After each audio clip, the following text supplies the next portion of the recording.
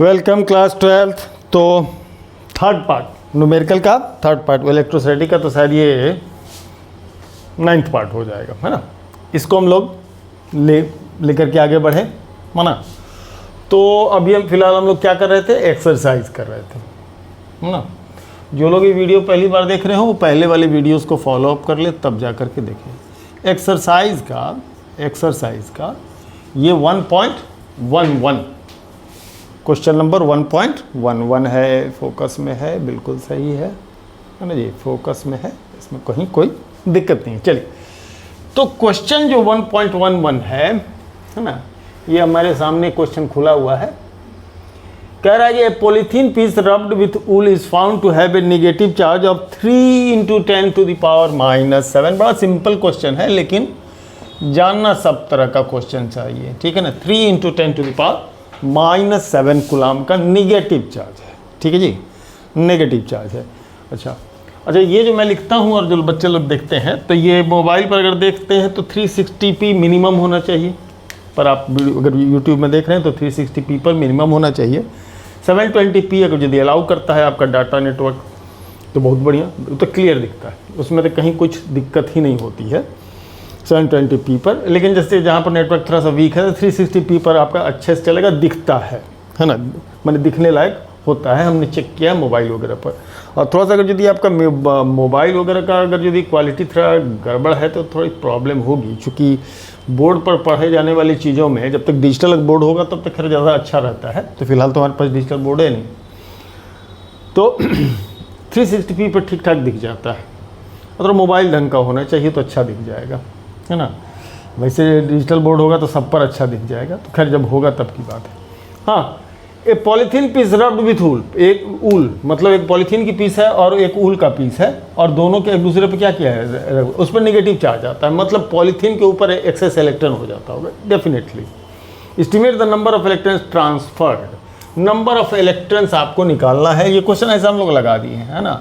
तो Q = Ne होता है, Q = Ne होता है, n की वैल्यू Q/E होती है, n की वैल्यू Q/E होती है। तो n = अगर Q/E है तो Q को आप रख दे 3 × 10⁻⁷ और इलेक्ट्रॉनिक चार्ज 1.6 × 10⁻⁻19 होगा। कूलाम ऊपर नीचे लिखने से कोई विशेष फ़ायदा तो अपने को है नहीं, काहे कि कूलाम क्या होगा, कैंसिल हो जाएगा, ठीक है जी। तो 10⁻⁻19 है, वो 10⁻⁷ है, तो ऐसे सिचुएशन में ये क्या होगा, ऊपर +19 बन के जाएगा तो 10⁻12 आ जाएगा, है ना, 10⁻12 आ जाएगा। और ये 3/1.6 है, तो अपने को लगभग क्लोज फिगर लेने की ज़रूरत पड़ेगी, है ना। 1.6 है तो इसको 16 बनाकर 13 पावर कर दीजिए, 16 बना करके 13 पावर कर दीजिए और 16 कर दीजिए, ठीक है, 16 कर दीजिए। सॉल्व करने का सबसे अच्छा तरीका क्या होगा, 10 की 2 पावर मतलब 100, हम कुछ करना है, 10 की 2 पावर मतलब 100, और ये 10 की पावर 4 तो 10 की पावर 9 बचा, है ना। अभी 16 को 4 और 4 लिख रहे, 10 की पावर 2 मतलब 100 ये हो गया, ठीक है। ये थोड़ा सा दिमाग लगा के 25 चौके 100, 25 चौके 25 ये हो जाएगा, 10 की पावर 9 ये हो जाएगा, ठीक है। 625 × 3 = 18 1875 × 10⁻9 ये टोटल नंबर ऑफ इलेक्ट्रॉन्स हो जाएंगे जो एक्सेस पॉलीथीन के ऊपर क्या होगा, चला गया होगा, ठीक है, ओके, है ना। या ऐसे सब क्वेश्चन में ज़्यादातर क्या होता है, ये कैलकुलेशन आपका जान ले लेता है, तो थोड़ा सा इसको विजडम का इस्तेमाल करेंगे तो ये क्या होगा, जल्दी बन जाएगा, ठीक है ना। हमको 16 दिख रहा था, इसको 4 × 4 कर लिए थे ताकि हम इसमें से 100 निकाल के 25 करके काट लिए थे। 18 25 थे 75 18, ठीक है, ओके। इसका तो ये आंसर हम लोगों ने निकाला है ए पार्ट का। इसके बी पार्ट में ये पूछे हुए हैं कि क्या मास ऑफ पॉलीथीन बढ़ जाएगा, यस। तो जवाब है यस, जवाब है यस। यस क्यों, क्योंकि एक इलेक्ट्रॉन का चार्ज, जहाँ तक मेरे को याद आ रहा है, अगर गलती हो गई तो थोड़ा सा भूल चूक लेनी देनी, 9.31 × 10⁻31 kg होता है। तो टोटल इंक्रीजमेंट अगर मास की बात हम करें, इसका mass of 1 electron, mass of 1 electron. तो टोटल मास की बात करें तो नंबर इंटू एम ही हो जाएगा, मतलब ये और इंटू ये, तो कुछ ना कुछ मास बढ़ेगा ही। यानी कि अगर कोई ऑब्जेक्ट क्या हो रहा है, हमारा इलेक्ट्रॉन गेन कर रहा है तो लिटिल अमाउंट से ही, लेकिन उसके नंबर ऑफ क्या होंगे, थोड़ा कम अमाउंट से ही, लेकिन उसका क्या बढ़ जाएगा, उसका बढ़ जाएगा आपका मास, उसका डेफिनेटली क्या हो जाएगा, इंक्रीज कर जाएगा। ठीक है जी। चलिए अब अगला क्वेश्चन 1.12 भी देख ले हम, है ना, 1.12 भी देख ले। ये कह रहा है 2 insulated charged copper spheres of a and b have their centres separated by 50 centimetre. Copper के 2 स्फेयर हैं, उनके सेंटर जो है सो 50 सेंटीमीटर से सेपरेटेड है। थोड़ा छोटा छोटा मास है सर, ये कहना चाहता है। छोटा मास ये भी है और छोटा मास ये है, और ये सेपरेटेड है 50 सेंटीमीटर से। ठीक, 50 सेंटीमीटर से सेपरेटेड है। What is the mutual force of electrostatic repulsion if the charges on each is 6.5 × 10⁻⁻7 coulomb. इस पर भी क्यू चार्ज है, इस पर भी क्यू चार्ज है, सेम चार्ज है, लाइक चार्जेस है। सेम चार्ज मतलब कि अमाउंट में सेम है, और लाइक चार्जेस है मतलब दोनों पॉजिटिव है तो पॉजिटिव है, निगेटिव है तो निगेटिव है। और क्यू की वैल्यू प्रोवाइड कर रहा है तुमको 6.5 × 10⁻⁻7, 6.5 × 10⁻⁻7 कूलम प्रोवाइड कर रहा है। ठीक है जी। हाँ, ये रेडियाई को हम लोग को नेग्लिजेबल मानना है ना। इनके बीच में कितना फोर्स लगेगा, कितना फोर्स लगेगा, तो F की वैल्यू 1/4πε0 ले लीजिए, और Q1 Q2 मैंने Q × Q, ये Q और Q का क्या हो जाएगा, सीधे स्क्वायर हो जाएगा, R का स्क्वायर। तो ये 9 × 10⁹ हो जाएगा। Q का स्क्वायर का मतलब हो जाएगा Q, और Q स्क्वायर मतलब 6.5 × 10⁻⁻7 का कंप्लीट का स्क्वायर, R का 50 सेंटीमीटर। 50 सेंटीमीटर मतलब आधा मीटर, यानी 0.5 का स्क्वायर। ठीक है जी। ये सब चीज़ें थोड़ा सा फास्ट होनी चाहिए। चलो तो इसको ज़रा सा सॉल्व करते हैं। 9 × 10⁻, कितना, 9 हो गया, 6.5 का स्क्वायर। इसको हम लोग अभी सॉल्व नहीं करें, 10⁻⁻7 तो -14 हो जाएगा, डबल हो जाता है पावर का पावर। 0.5 का स्क्वायर 0.25 हो जाएगा, 0.25 आ जाएगा। सबसे पहले हम लोग क्या करें, पावर निपटा लें, है ना, पावर को निपटा लें, पावर को निपटा लें। तो 9, 6.5, 6.5 और 0.25। एक काम कीजिए, ये 2 डेसिमल, ये 2 डेसिमल हटा देते हैं, तो 65 × 65 ये ले लें, और 0.25 को 25 कर दे, और पावर का 10⁻9, 10⁻−14, तो 10⁻−5 बच रहा है। ठीक है जी, 10⁻−5 बच रहा है, ये 68 बन जा रहा है 5 हमारा। ठीक है। अब जरा सा इसको हम लोग 5 से काटेंगे, 15, 13, 5, 65, ये 13 × 13, 13 × 13 आ जाएगा, है ना। 13 × 13 169, 169 × 9, 9 × 169 × 10⁻−5 न्यूटन का ये फोर्स होगा। तो 9 और 169 का मल्टीप्लिकेशन यहाँ जरा कर लीजिए भैया। 9 9 81, एक हाथ में 9 चौक 72, 8 80, है ना, 8 80, 8 हाथ में 9 और 8 17, 1701, 1701 × 10⁻⁻5 न्यूटन। इसको डेसिमल में बढ़िया 1.7 × 10⁻⁻1 2 3 ले लिए हैं, तो -2 न्यूटन। ऐसा आप क्या कर सकते हैं, लिख सकते हैं। तो कैलकुलेशन तो आपने क्या किया, कर लिया। कैलकुलेशन तो हम लोगों ने कर लिया जी सर। ओके, चलिए सर, तो हम लोग क्या करें सर। अब इसका एक पार्ट है, what is the force of repulsion if each sphere charge is double the amount and distance between them is half. इसको हम लोग ये अपने जगह पर रहे। इसका ए पार्ट ये था, बी पार्ट में एक ट्रिक हम लोग जाने। एफ की डिपेंडेंसी क्या थी, 1/4πε0 Q1 Q2/r²। कह रहा है कि चार्ज को डबल कर दिया जाए। अगर दोनों चार्ज को डबल कर देंगे तो अगर डबल चार्ज 2 × 2, 2 या 4, यानी पहले तो ये 4 टाइम से बढ़ जाएगा, है ना, 4 टाइम से बढ़ जाएगा फोर्स। इसके बाद और क्या कह रहा है कि डिस्टेंस को हाफ कर देते हैं। अगर डिस्टेंस को आप हाफ करते हैं r/2, तो r/2 का स्क्वायर हो जाएगा r²/4, तो 4 और ऊपर चला जाएगा, 4 और ऊपर चला जाएगा। तो ऐसे में ये फोर्स कितना होगा, 16F हो जाएगा, है ना। 16F लिखने का तरीका ये नहीं होगा। चलिए ऐसे लीजिए, फोर्स प्रोपोर्शनल Q1 Q2 है ना, charges double then F 4 times correct, इस कंडीशन में। और F प्रोपोर्शनल 1/r², तो R इज हाफ, अगर हाफ कर देंगे तो r/2 का स्क्वायर r²/4, तो 4 एक्चुअली में ऊपर चला जाएगा, उल्टा है ना, 4 ऊपर में चला जाएगा। अगेन F इज 4 टाइम्स, तो 4 टाइम बढ़ जा रहा है, किसके कारण, 4 टाइम्स हो जा रहा है, किसके कारण, चार्जेस के डबल होने के कारण और डिस्टेंस के हाफ होने के कारण भी 4 गुना। सो फोर्स बिकम्स 16 टाइम्स, ठीक है जी, है ना। सीधी बात सोचिएगा ना, बहुत लंबा से नहीं सोचने की जरूरत है।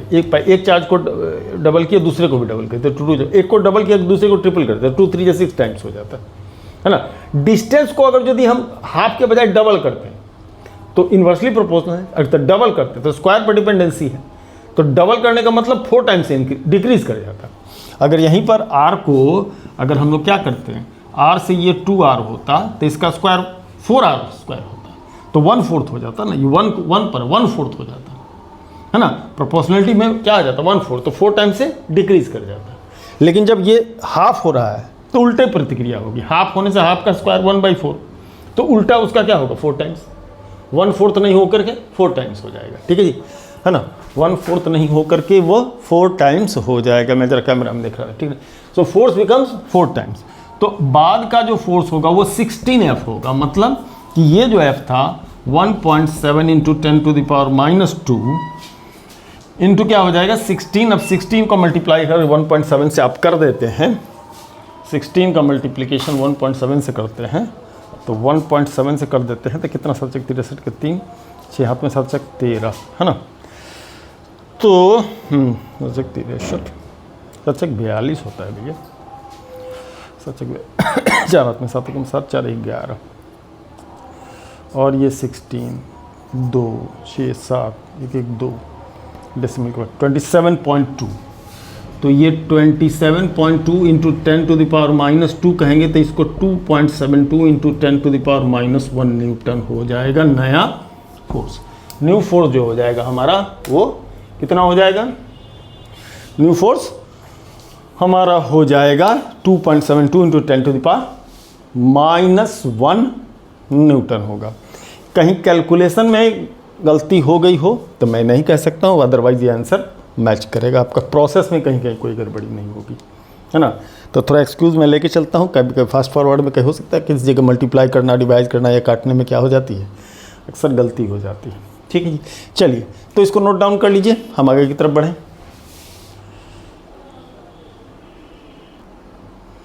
चलिए तो अब हम लोग देख लें क्या एक्सरसाइज का 1.13, और ये फिगरेटिव क्वेश्चन है ना, ये फिगरेटिव क्वेश्चन है, फिगर में रेफर कर दिया। जरा देखिए, ये एक प्लेट है जिसके ऊपर प्लस चार्ज है, प्लस चार्ज है, प्लस चार्ज है, प्लस चार्ज है, और ये नीचे में जो है सो क्या है, नेगेटिव चार्ज है। मतलब यहाँ पर एक इलेक्ट्रिक फील्ड, एक कांस्टेंट इलेक्ट्रिक फील्ड होगी एकदम definitely, constant electric field downward direction में है।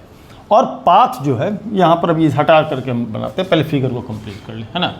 ये पाथ जो है सो ऐसा एक पहला दिया है और इसको ऐसे ला करके इधर लेके आया है ना, इसको चार्ज 1 कह रहा है, ठीक है। और फिर एक चार्ज, एक और चार्ज को दिखा रहा है और इसको भी ला करके यहाँ पर इसको 2 कह रहा है, और एक तीसरा चार्ज है ना। ज़रा नोटिस कीजिएगा इसको अपना फिगर से मिला लीजिएगा आप अपने, है ना, फिगर से मिला लीजिएगा। तो पहली बात इसमें पहला क्वेश्चन के पार्ट 1 में जो पूछ रहा है कि विच पार्टिकल, वो नहीं, see charges particle in uniform electric give the signs of 3 charges. तो जाहिर सी बात है कि ये इलेक्ट्रिक फील्ड का डायरेक्शन इधर है, इलेक्ट्रिक फील्ड का डायरेक्शन इधर है, तो इलेक्ट्रिक फील्ड के अपोजिट नेगेटिव चार्ज मूव करेगा, इलेक्ट्रिक फील्ड के अपोजिट नेगेटिव चार्ज मूव करेगा, इलेक्ट्रिक फील्ड के डायरेक्शन में पॉजिटिव चार्ज मूव करेगा। तो पहला क्या होगा, first and second charge, first and second charge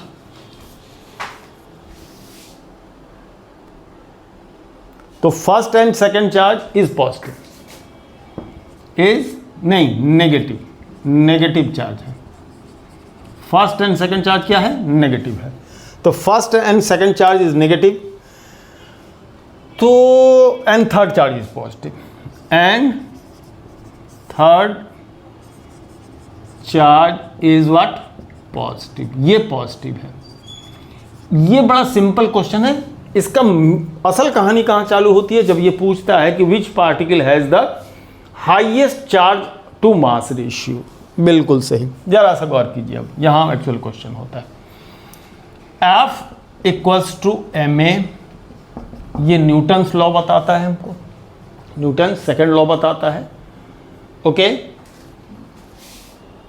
और कूलम्ब्स लॉ हमको जो इलेक्ट्रिक फील्ड का है वो QE बताता है, QE बताता है, यहां पर QE बताता है ना,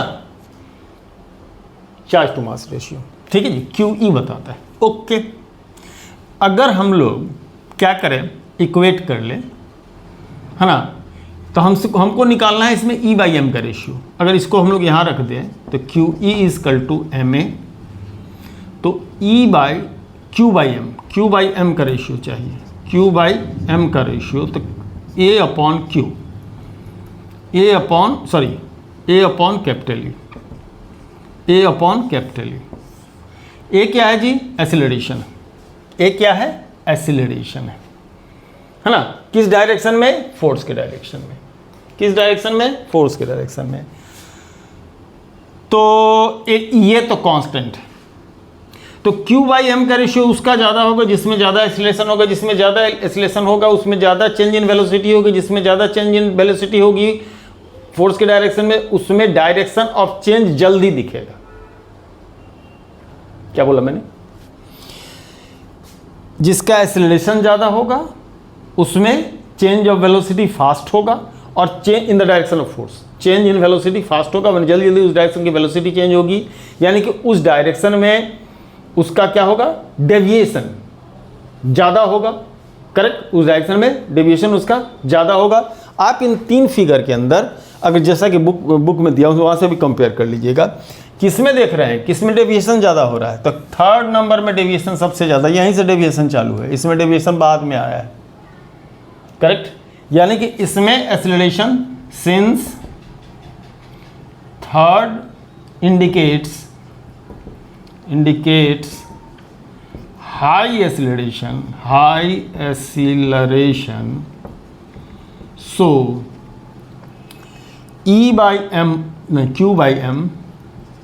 Q/m ratio of third charge is highest. इन दोनों फिगर में तो समझ में ही नहीं आ रहा है, अगर बुक में भी हम देख रहे हैं तो ये समझ में नहीं, इनका डेविएशन के हिसाब से समझ में भी नहीं आ रहा है कि ये तो ऑलमोस्ट लग रहा है दोनों एक दूसरे के पैरेलल है, मैंने एक जैसा एक्सीलरेशन इनमें हो रहा है, तो Q/m का रेशियो तो इनमें इक्वल होगा। इसके कंपैरिजन में इसका तो ज़्यादा है, इसमें कोई दो राय नहीं, चूँकि ये पहले से ही क्या हो रहा है, डेविएट हो रहा है। तो जैसा फिगर बनाया था वैसा ही इसको प्रोड्यूस करके आपको दिखलाए हैं, ठीक है जी। चलिए तब इसको भी आप ज़रा सा नोट कर लीजिए। नेक्स्ट क्वेश्चन हम लोग देखें 1.14, एक्सरसाइज का 1.14, और इसमें कह रहा है कि there is uniform electric field, मतलब पोजीशन के हिसाब से इलेक्ट्रिक फील्ड में चेंज नहीं होगा, फील्ड लाइंस पैरेलल होंगे। फील्ड लाइन कैसे होंगे, इसमें पैरेलल होंगे और पोजीशन के हिसाब से चेंज नहीं होगा। और इलेक्ट्रिक फील्ड इन वेक्टर फॉर्म में जो दे रहा है 3 × 10⁻3 न्यूटन पर कूलम। अच्छा, इसमें आई कैप भी लगा रहा है, आई कैप लग रहा है और न्यूटन पर कूलम दिया है, ठीक है। ज़रा सा एक फिगर बना लीजिए, ओके। इसको ज़रा आप क्या कह लीजिए, अरे एक्स एक्सिस का डायरेक्शन ले लीजिए, इसको वाई कह लीजिए, इसको जेड कह लीजिए। और कह रहा है कि जो एक प्लेन ले रहे हैं हम लोग, है ना, प्लेन जो ले रहे हैं कोई भी 10 सेंटीमीटर का स्क्वायर ले रहे हैं, 10 सेंटीमीटर का क्या ले रहे हैं, स्क्वायर। वो कह रहा है कि वाईजेड प्लेन के पैरेलल, मैंने इस प्लेन के ये जो वाईजेड प्लेन हो उसके ये पैरेलल हो रहा है, और इसका 10 सेंटीमीटर का साइड है, तो इसका जो एरिया वेक्टर होगा, एरिया वेक्टर जो होगा, है ना, वो 10 सेंटीमीटर साइड का स्क्वायर होता है, तो 0.1 का स्क्वायर आई कैप, इसका डायरेक्शन जो होगा आई कैप यानी एक्स के डायरेक्शन में ही होगा। ठीक है, तो 0.1 का स्क्वायर मतलब 0.01 मीटर स्क्वायर यूनिट को छोड़ देते हैं, तो आई कैप आ जाता है इसके एरिया वेक्टर का स्क्वायर। अब आपसे कहता है कि इससे पासिंग आउट फ्लक्स की वैल्यू कितनी होगी, इससे पासिंग आउट फ्लक्स की वैल्यू कितनी होगी। क्वेश्चन में कोई दम नहीं है, बिल्कुल दम नहीं है, ये तो मतलब बच्चे वाला प्रश्न है। लेकिन मसला वो नहीं है, जो बिगिनर्स हैं हम जो ये सीरीज़ उठाए हैं वो सीधे आपका आप उसके आइकन में भी देखते होंगे, फॉर बिगिनर्स, जो स्टार्टिंग कर रहे हैं, है ना। ऐसे सब किसी क्वेश्चन को हम क्या करना, सीधे आंसर बोलना चाहिए, है ना, सीधे आंसर बोलना चाहिए। इतना फिगर उगर बना करके इतना दिखाने की कहीं कोई ज़रूरत नहीं थी, लेकिन ये बिगिनर्स के लिए है, उनको दिखना चाहिए, उनको फिगरेटिवली समझ में आना चाहिए कि एक्स एक्सिस ये, वाई एक्सिस जेड एक्सिस होगा, ऐसा प्लेन होगा, और इलेक्ट्रिक फील्ड का डायरेक्शन इसी डायरेक्शन में, एक्स के डायरेक्शन में आई कैप वेक्टर है, तो इलेक्ट्रिक फील्ड का डायरेक्शन यही होगा, है ना, इलेक्ट्रिक फील्ड का डायरेक्शन यही होगा, यानी कि एरिया वेक्टर से ये पैरेलल है। जो लोग अगर पहली बार वीडियो रहे तो भैया एरिया का डायरेक्शन, ये अगर एरिया है तो फेसिंग इधर है, तो एरिया वेक्टर का डायरेक्शन यही कहलाएगा। इसलिए हम एरिया वेक्टर का डायरेक्शन और इलेक्ट्रिक फील्ड का डायरेक्शन को क्या कह रहे हैं, सेम कह रहे हैं। तो ए पार्ट ऑफ द क्वेश्चन में देखते हैं, तो फ्लक्स कर लेते हैं ई डॉट ए, करेक्ट, ई डॉट ए लेते हैं, और यहाँ पर डायरेक्शन सेम है, या यहाँ से भी लीजिए तो आई डॉट आई 1 हो जाता है, आई डॉट आई 1 हो जाता है, तो सिंपली ये लिखिए, अब आई कैप नहीं मत लाइएगा यहाँ, है ना। तो इलेक्ट्रिक फील्ड आपका 3 × 10⁻³ हो गया, ये 0.01 ये 10⁻⁻² कह लीजिए, इंटू 10⁻⁻², है ना, तो ये बन जाएगा 3 × 10⁻1 यानी कि 30, है ना, 30 यूनिट इसका जैसे क्या आ जाएगा, न्यूटन मीटर स्क्वायर पर कूलम, न्यूटन मीटर स्क्वायर पर कूलम इसकी क्या हो जाएगी आंसर। ये मुद्दा नहीं है, मुद्दा इसका मेन पॉइंट बी है। बी में कह रहा है कि अगर ऐसा होता है कि what is the flux through the same square if the normal to its plane, माने नॉर्मल टू द प्लेन यानी एरिया वेक्टर का direction make 60 degree angle with the x axis. मतलब दूसरे सिचुएशन में ये कह रहा है कि फाई जो है, सो जब आप ई डॉट ए लीजिए तो आप ई ए कॉस थीटा लिखिए, जहाँ थीटा की वैल्यू आप 60 डिग्री लीजिए, यानी cos theta cos 60 that is कितना हो जाएगा, हाफ हो जाएगा, एक फैक्टर, हाफ फैक्टर इसके साथ आकर जुड़ जाएगा। तो ई और ए का प्रोडक्ट आपने अभी निकाल चुके हैं 30 इंटू कितना, हाफ, दैट इज कितना हो जाएगा 15 न्यूटन मीटर स्क्वायर पर कूलम, करेक्ट है ना। ये वैल्यू निकल करके आ जा रही है किसकी, अगर आप 60 डिग्री के एंगल से क्या हो जाता है, डेविएट हो जाता है। अगर इसको फिगर से समझना चाहते हैं तो कुछ ये क्या होगा, एरिया वेक्टर इस डायरेक्शन में, ऐसे देखिए थोड़ा सा, है ना, एरिया वेक्टर होगा ये इस डायरेक्शन में, इलेक्ट्रिक फील्ड का डायरेक्शन ये हो जाएगा, और इसके एरिया वेक्टर का डायरेक्शन होगा, यहाँ पर क्या बन जाएगा 60 डिग्री, थोड़ा सा टर्न कर देगा, है ना, टर्न कर दिया जाए, ताकि ये जो डायरेक्शन है, ये इलेक्ट्रिक फील्ड का डायरेक्शन था, यही एरिया वेक्टर का, ये इलेक्ट्रिक फील्ड का डायरेक्शन था, और यही एरिया वेक्टर का डायरेक्शन था। अब इसको अगर टर्न कर देते हैं तो ये एरिया वेक्टर का डायरेक्शन इसके साथ क्या होगा, इंक्लाइन होगा, अभी कोई इंक्लिनेशन नहीं, जीरो इंक्लिनेशन, ऐसा टर्न कर जाएगा तो 60 डिग्री का एंगल क्या होगा, वो बन जाएगा, ठीक है। इसके बाद लगे हाथ हम लोग एक्सरसाइज का 1.15 भी देख ले, चूंकि ये रेफर 1.14 को ही कर रहा है, अगला क्वेश्चन भी जो है सो 1.14 को ही कर रहा है। What is the net flux of the uniform electric field of exercise 1.14 through the cube of side 20 centimetre oriented so that it faces are parallel to the coordinate planes. मतलब ये कहना चाह रहा है कि अगर यहीं पर 20 सेंटीमीटर इसका अगर जो कोई क्यूब आ जाए, मतलब इस क्वेश्चन में अगर जैसे इस तरह का ये है, ये है, ये है, ये है, ठीक है जी, और इसी में अगर हम लोग क्या हो जाए कि एक क्यूब बना लें, क्या बना लें, क्यूब, ठीक है, एक क्यूब बना लें ऐसा, ठीक है, तो 20 सेंटीमीटर का। अब ये कह रहा है एक्स एक्सिस, वाई एक्सिस और जेड एक्सिस, ठीक है, ऐसा एक क्यूब हो जाए, ठीक है, और जिसका साइड कितना हो 20 सेंटीमीटर का। तो ये कह रहा है कि अब इससे निकलने वाले टोटल फ्लक्स की वैल्यू कितनी होगी। जानते हैं, बड़ा इंटरेस्टिंग बात होगा, जीरो होगा आंसर इसका आंसर जीरो है, ठीक है। अगर फेसिंग के नाम में, तो पहली बात क्या करें, पहले जो YZ के पैरेलल है प्लेन, है ना, वो तो उसका एरिया वेक्टर एक्स एक्सिस के साथ जीरो एंगल बनाएगा, यानी उसके डायरेक्शन में जाएगा। लेकिन जो YZ के परपेंडिकुलर प्लेन्स हैं, जैसे XZ प्लेन, XY प्लेन, ये सब क्या है, आपका इलेक्ट्रिक वेक्टर यानी इलेक्ट्रिक फील्ड के डायरेक्शन के साथ 90 डिग्री का एंगल वो बनाएगा, उसका एरिया वेक्टर। तो सिंस, इस क्वेश्चन को देखिए, सिंस एरिया वेक्टर, या अगर यदि एरिया वेक्टर नहीं लिखते हैं, अगर जिस तरह लिखता है normal to the planes which are parallel to ZX and XY plane will make theta 90 degree to X direction के साथ। So passing out flux zero हो जाएगा, चूंकि 90 डिग्री का एंगल बनने पर E dot ES E A cos theta, theta 90 degree, cos 90 zero, cos 90 zero, तो flux की वैल्यू जीरो हो जाएगी। तो ऐसे कितने सरफेसेस हैं एक क्यूब में देखा जाए, तो दो ऐसे सरफेस होंगे जो पैरेलल हो गए, जो XY प्लेन के पैरेलल हो गए। XY प्लेन यहाँ है, इसके पैरेलल दो प्लेन हो गए, तो ये दो सरफेस से इसके निकलने वाले फ्लक्स जीरो, ठीक है।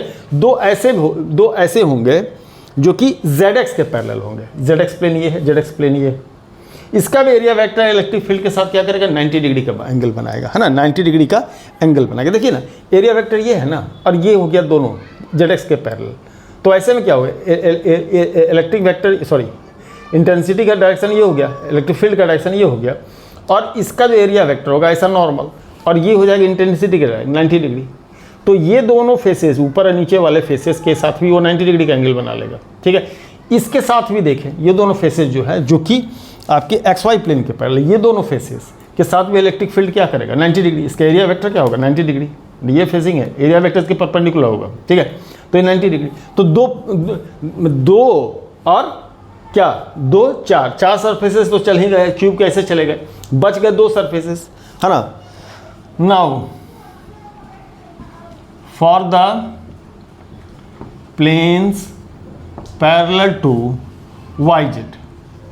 YZ, ठीक है। अगर YZ के साथ आते हैं तो पहले बात को देखें जरा सा, एक इस साइड में आते हैं तो इसका एरिया वेक्टर इधर लेते हैं, है ना, और इलेक्ट्रिक फील्ड का डायरेक्शन इधर लेते हैं, ठीक। और जो दूसरा, जो उस साइड वाला है ना, जो उस साइड वाला है, जरा सा बात को समझिएगा, है ना, जरा सा बात को समझिएगा। ये एरिया वेक्टर का डायरेक्शन ये, और इलेक्ट्रिक फील्ड का डायरेक्शन ये फेसेस है ना, तो फेसेस बाहर की तरफ वाले को फेस लेंगे ना भैया, तो इसका बाहर साइड, इस साइड वाला का बाहर ये होगा, तो एरिया वेक्टर का डायरेक्शन ये, तो यहाँ थीटा कितना हो जाएगा, 180 डिग्री। यहाँ theta electric field area vector, यहाँ थीटा कितना हो जाएगा, 0 डिग्री। तो टोटल फ्लक्स ये है ना, कौन, E dot A left side plus E dot A right side, तो ये ई ए कॉस 180 डिग्री प्लस ये ई ए कॉस 0 डिग्री, कॉस 180 -1 यानी कि माइनस ई ए, कॉस 0 1 यानी कि ई ए, क्या हो गया 0, ये क्या हो गया 0। तो जीरो इससे इन दोनों से भी हुआ, लेकिन इन दोनों से जीरो के पीछे का कारण कुछ और है, क्योंकि इस इधर से फ्लक्स इंटर कर रहा है, उधर से फ्लक्स क्या हो रहा है, पास आउट हो रहा है। और क्वेश्चन हमसे ये पूछ रहा है 1.5 में कि so that if is parallel to coordinate planes what is the net flux. वह फ्लक्स के पीछे लिखा हुआ क्या, नेट फ्लक्स है ना, माने नेट फ्लक्स माने माइनस और प्लस जितने भी होंगे उन सबको लेके। तो इधर से पासिंग इन फ्लक्स है, पासिंग आउट, तो पासिंग इन वाला बन गया आपका नेगेटिव फ्लक्स और पासिंग आउट बन गया आपका पॉजिटिव फ्लक्स। तो negative flux plus positive flux मिलकर कितना हो गया, जीरो हो गया। तो पहले के 4 सरफेसेस से जीरो फ्लक्स और बाकी के दो प्लेन से क्या हो गया, जीरो फ्लक्स, यानी टोटल फ्लक्स कितने हो जाएंगे इसके, नेट फ्लक्स कितने हो जाएंगे, जो नेट कह रहा है ना, net flux equals to zero ही होगा। देखिए भैया, मैं बार बार ये कहता हूँ, ये क्वेश्चन बड़ा बिल्कुल ही नहीं था, यूनिफॉर्म इलेक्ट्रिक फील्ड था, हर जगह इलेक्ट्रिक फील्ड बराबर था, यानी कि क्यूब के अंदर, इस क्यूब के अंदर कोई चार्ज नहीं रहा होगा। तो अगर ये क्यूब के अंदर कोई चार्ज नहीं रहा होगा, अगर ये क्लोज सरफेस है उसके अंदर कोई चार्ज नहीं है, तो गॉसेस थ्योरम तुमको ऐसे सजेस्ट करता है कि इससे पासिंग आउट टोटल फ्लक्स की वैल्यू क्या होगी, जीरो। इससे पासिंग आउट नेट फ्लक्स की वैल्यू क्या होगी, जीरो होगी। सीधा सीधा गॉसेस थ्योरम को ही अगर अप्लाई कर देते हैं तो ऐसे सिचुएशन में टोटल फ्लक्स की वैल्यू क्या होगी, इसके अंदर चार्ज ही नहीं है, तो पासिंग आउट टोटल फ्लक्स ऐसे भी जीरो हो जाएगा। तो थोड़ा सा इसको क्या कर रहे थे हम लोग, रच रहे थे, हम लोग अपना फार्मूला का इस्तेमाल करके सिर्फ क्या कर रहे थे, दिखाने की कोशिश कर रहे थे, क्योंकि कहने का तरीका तो यही हो सकता है। ठीक है, तो तरीका बहुत, हर तरीका आपको पता होना चाहिए कि अगर यदि हमको मैथमेटिकली दिखाना है तो कैसे हम दिखा सकते हैं, और मैथमेटिकली नहीं दिखाना है, अगर थ्योरेटिकली बोल करके एक लाइन में ख़त्म करना है तो भी वो भी बात आनी चाहिए, है ना, वो भी बात आनी चाहिए। एक लाइन वाले वन लाइनर भी आना चाहिए और लेंदी भी आना चाहिए, आना सब कुछ चाहिए। ठीक है जी, चलिए इसको नोट कीजिए तो जरा।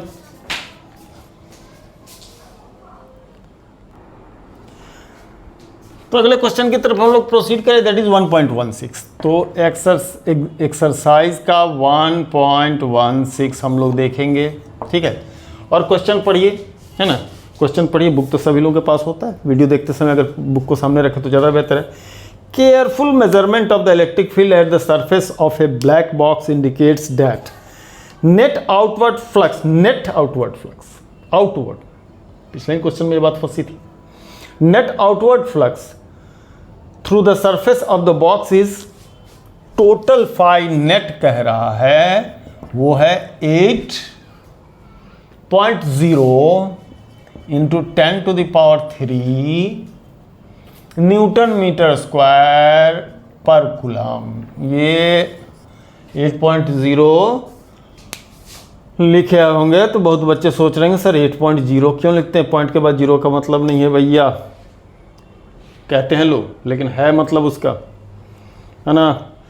सिग्निफिकेंट फिगर जा करके जरा एक बार देख लीजिएगा 11th क्लास में, अगर नहीं हो तो हमारे ही वीडियो जा करके देख लीजिए, है ना, सिग्निफिकेंट फिगर को देख लीजिएगा।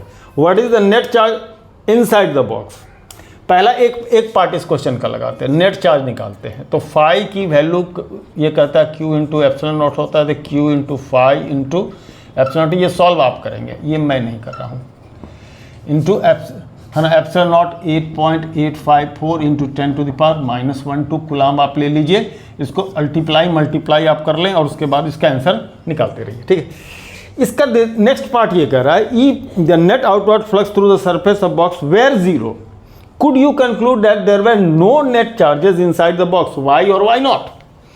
माने इसका जो सेकंड पार्ट है कह रहा है कि अगर यदि मान लीजिए कि नेट आउटवर्ड फ्लक्स क्या होता, जीरो होता, तो क्या ये कह सकते उसके अंदर चार्ज ही नहीं है, क्या ऐसा कहना ठीक होगा, क्या ऐसा कहना ठीक होगा क्या कि कोई चार्ज ही नहीं है, तो इसका जवाब है no. No, we can not say that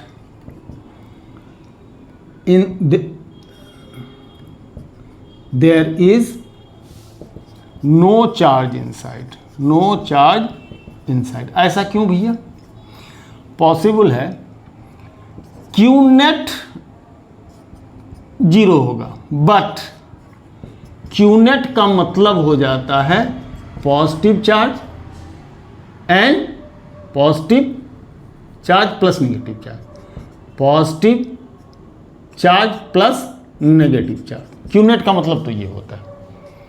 तो ये पॉसिबल है कि इस बॉडी के अंदर सपोज दैट कि प्लस क्यू और माइनस क्यू दो चार्जेस हो सकता है कि इलेक्ट्रिक डाइपोल ही हो, कोई इलेक्ट्रिक डाइपोल ही हो। तो ऐसे थोड़े कह सकते इसके अंदर चार्ज ही नहीं है। नेट चार्ज जीरो होगा, अगर नेट फ्लक्स जीरो है तो नेट चार्ज जीरो होगा, लेकिन चार्ज ही नहीं है ऐसा कहना गलत होगा, है ना। But Q net equals to इतना, so Q net must be zero, must be zero. Q net तो जीरो होगा, बट इट इज नॉट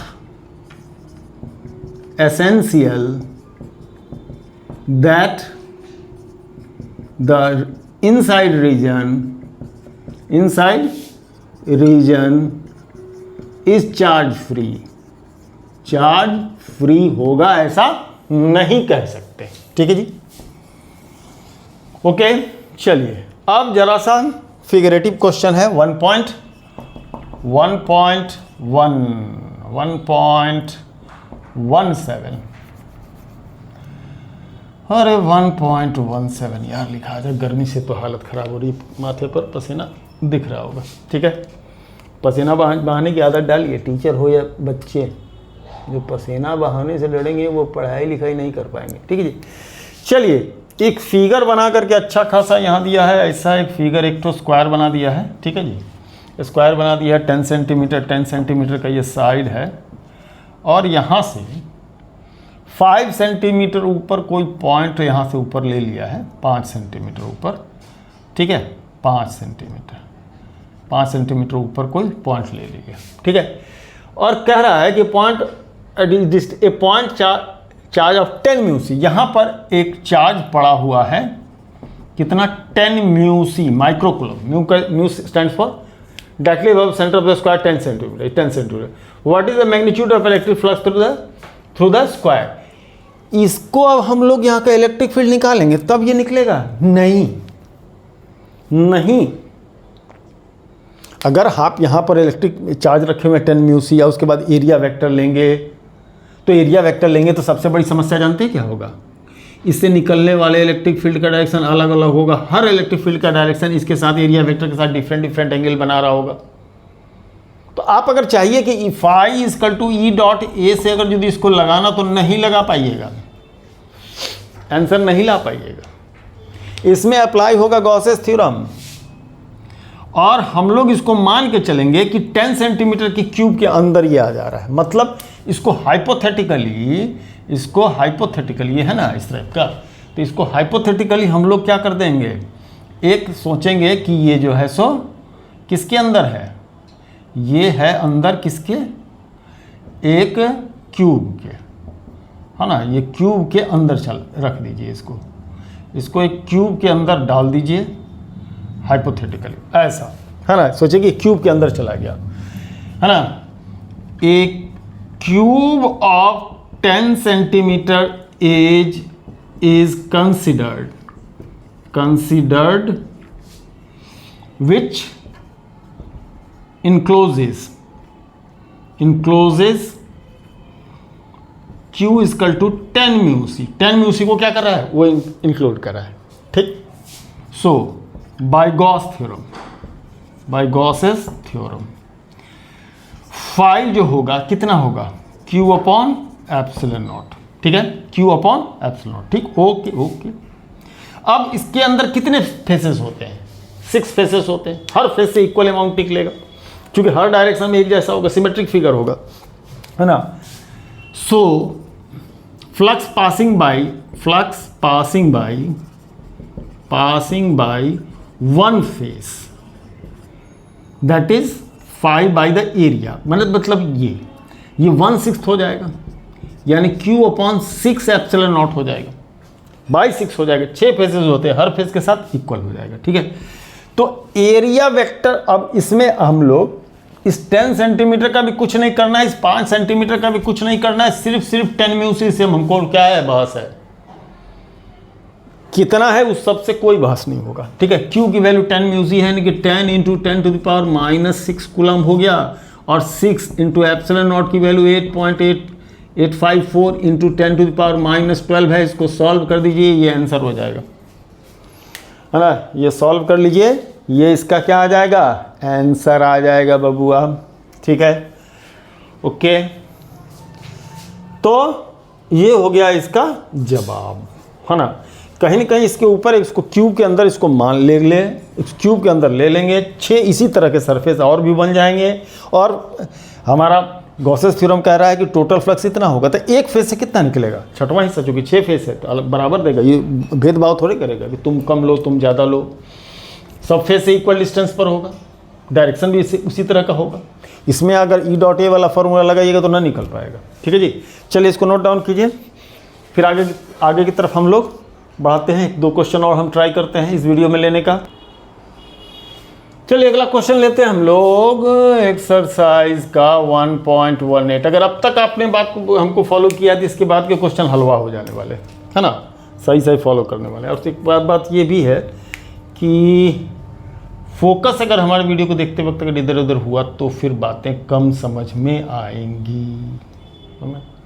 तो थोड़ा बातों पर फोकस, कुछ लोग होंगे जो नए नए जुड़ रहे होंगे, हमको पहली बार सुन रहे होंगे, तो हमारे बोलने चाले के लहजे से उनको थोड़ी सी समझने में दिक्कत जाएगी, लेकिन अगर आप कंटिन्यूअस बने रहिएगा तो फिर ढंग से समझ में आने लगेगा। नेक्स्ट क्वेश्चन बिल्कुल पिछले क्वेश्चन जैसा है। A point charge of 2 μc is at the centre of the cubic Gaussian surface of 9 centimetre, what is the net flux through the flux. एकदम कुछ नहीं है जी, हलवा है ये, है ना। ये क्यू दिया हुआ है आपका कितना 2.0 μc और कह रहा है कि सेंटर क्यूब, जैसा अभी पिछला क्वेश्चन लिए थे, इसमें सीधे सीधे लगा दीजिए क्यू बाई एप्सिलॉन नॉट, कहानी खत्म हो जाएगा। एप्सिलॉन नॉट की वैल्यू डाल दीजिए, कहानी खत्म हो जाएगी, ठीक है। खुद से ट्राई कीजिए। चलिए 1.19 a point charge causes an electric flux of minus electric flux, phi negative ले रहा है भैया, इनवर्ड फ्लक्स होगा ये, -1.0 into 10 to the power 3 newton metre square पर कूलम, ठीक है जी। चलिए, to pass through a spherical Gaussian surface of 10 centimetre radius, Gaussian surface है जिसका रेडियस 10 सेंटीमीटर एंड 0.1 मीटर का लाएगा, ठीक है जी, है ना। Centre of the charge, centre on the charge to spherical centre 10, okay. Point charge causes an electric flux, ठीक है। If the radius of the Gaussian surface were doubled, how much flux would pass through the surface, what is the value of the point charge. If the radius is double, what is the value of point, value of the point charge को पहले निकालते हैं, पहले B part हम पहले निकाल देते हैं, है ना। बी पार्ट हम लोग पहले निकाल देते हैं। देखिए इसमें एरिया वेक्टर 4πr² हो जाएगा, है ना। कैलकुलेशन सब आप पर हम छोड़ रहे हैं। आर का मतलब 0.1 का स्क्वायर होगा, 0. क्या हो जाएगा 1 का स्क्वायर हो जाएगा, यानी 10 की पावर -1 मीटर। तो ऐसे लीजिए 10 की पावर -1 का स्क्वायर हो जाएगा, यानी 4π इंटू 10 की पावर -2 मीटर स्क्वायर हो जाएगा एरिया, ठीक है जी। और फाई की वैल्यू इतनी है ना, फाई की वैल्यू इतनी है, तो चूंकि होगा कितना, अच्छा एरिया से अपने को क्या लेना देना था, क्यों निकाल लिया हम लोग एरिया, कोई जरूरत नहीं था, इतना दे करके हम लोग को कंफ्यूज कर दिया, हम भी झोंके झोंक में जैसे निकाल दिए है था। तो एक्चुअल में क्या होगा कि फाई की वैल्यू कितनी होती है, Q अपॉन एप्सिलॉन नॉट, तो Q की value epsilon naught into phi है। देखिए इसमें माइनस है लगा हुआ ऑलरेडी, तो माइनस रखिएगा अपने आप नेगेटिव चार्ज दे देगा, है ना। एप्सिलॉन नॉट की वैल्यू 8.854 इंटू 10 की पावर -12, ये ले लीजिए, और इसका माइनस पहले ही हम ले लिए थे, बीच में ना लिखना पड़े। 1 into 10 to the power 3, 1 into 10 की पावर 3 सीधे लिखिए ना, है ना। इसको सॉल्व कर दीजिए, क्यू की वैल्यू निगेटिव निकल के आ जाएगी। तो पहले हमने बी पार्ट सॉल्व किया है, क्यू सॉल्व किया है, बात अब समझ में आ जाएगी। ये कहता है कि अगर सरफेस को तो हम लोग निकाल करके एक बेवकूफ़ी पहले कर चुके हैं, सरफेस से तो कुछ लेना ही देना नहीं है, क्योंकि टोटल फ्लक्स की बात हो रही है, टोटल पासिंग इन फ्लक्स। मतलब इस केस में है क्या कि एक नेगेटिव चार्ज है अंदर रखा हुआ है जिस सेंटीमीटर, इसमें फ्लक्स अंदर की तरफ आ रहा है, इलेक्ट्रिक फील्ड लाइंस अंदर आ रहे होंगे इसमें। अगर इलेक्ट्रिक फील्ड लाइंस की प्रॉपर्टी को देखा जाए तो इसमें पासिंग आउट फ्लक्स नहीं, पासिंग इन फ्लक्स है ये, है ना। तो इसका ए पार्ट का जो जवाब है, ए पार्ट का जवाब है ना, what ever for any close surface, for any close surface having same charge inside, having same charge inside, जो मैं बोलता हूँ उस पर फोकस कीजिए, लिखते वक्त हम लोग का हाथ बहुत तेज चलता है। inside, same charge inside will have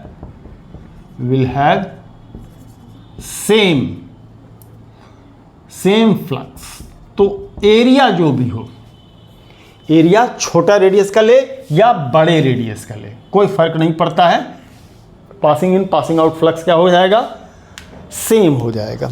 अब इसी बोर्ड पर हम 1.20 को भी ले रहे हैं, है ना जी, 1.20 को भी ले रहे हैं। और आज की सभा हमको लगता है कि हमको यहीं पर रोकनी पड़ेगी। अब देखेंगे बाकी। A conducting sphere of radius 10 centimetre has an unknown charge. If the electric field 20 centimeter from the center of the sphere is this much and points radially inward, what is the net charge on the sphere? ये भी देखिए simple सा question, इसको खुद से आप लगा लेंगे, ठीक है जी, इसको आप खुद से लगाएंगे, ठीक है, ओके। चलिए, तो एक conducting sphere of radius 10 centimetre conducting radius होगा, ये इसका सेंटर होगा। If the electric field 20 centimetre from centre of the sphere, 20 यहाँ से 20 सेंटीमीटर पर 20, ये 10 सेंटीमीटर इसका रेडियस है, 20 सेंटीमीटर पर इसका इलेक्ट्रिक फील्ड जो है, ये इलेक्ट्रिक फील्ड कह रहा है कि 1.5 × 10⁻³ न्यूटन पर कूलम है, ठीक है जी। और कह रहा है कि ये what is the net charge, net charge आपको निकालना है। तो ऐसे में चूंकि ई का एक्सप्रेशन हो जाता है कितना, 1/4 pi epsilon not Q1 Q2 by कितना, नो Q बाई R²। हम लोग कूलम्स लॉ लगाने लगे थे। इसकी वैल्यू 9 × 10⁻9 लिख दीजिए, 9 × 10⁻9 लिख दीजिए। Q की वैल्यू यही तो नहीं पता है, यही तो नहीं पता है। R 20 सेंटीमीटर मतलब 0.2 ले लीजिए, इसका स्क्वायर कर दीजिए। इलेक्ट्रिक फील्ड की वैल्यू ऑलरेडी क्या दिया है, और कह रहा है इनवर्ड है, इनवर्ड है तो इसमें इसकी वैल्यू माइनस में लीजिए, -1.5 × 10⁻3, है ना। इलेक्ट्रिक फील्ड का डायरेक्शन होना चाहिए टेस्ट पॉजिटिव चार्ज के हिसाब से, इधर किधर, चार्ज से अपोजिट, टेस्ट पॉजिटिव चार्ज के हिसाब, टेस्ट पॉजिटिव देखें। लेकिन देखने को मिल क्या रहा है, अगर पॉजिटिव चार्ज होता तो बाहर की तरफ अंदर, तो ये चार्ज आपका निगेटिव होगा, ठीक है, चार्ज आपका निगेटिव हो, इसलिए माइनस लीजिए। इसको सॉल्व कर दीजिए, आंसर क्या हो जाएगा आपका, निकल करके चला आएगा। खुद से सॉल्व कीजिए, कुछ सारी काम टीचर ना करें तो ज़्यादा बेहतर है, ठीक है, ओके। चलिए, तो अब कल जो है या नेक्स्ट वीडियो जो होगा उसमें कुछ कंपटीशन के सवाल भी हम लेकर के आएंगे, ठीक है जी, है ना। फिलहाल जो है सो ये सब आप लोग नोट डाउन कीजिए। धन्यवाद।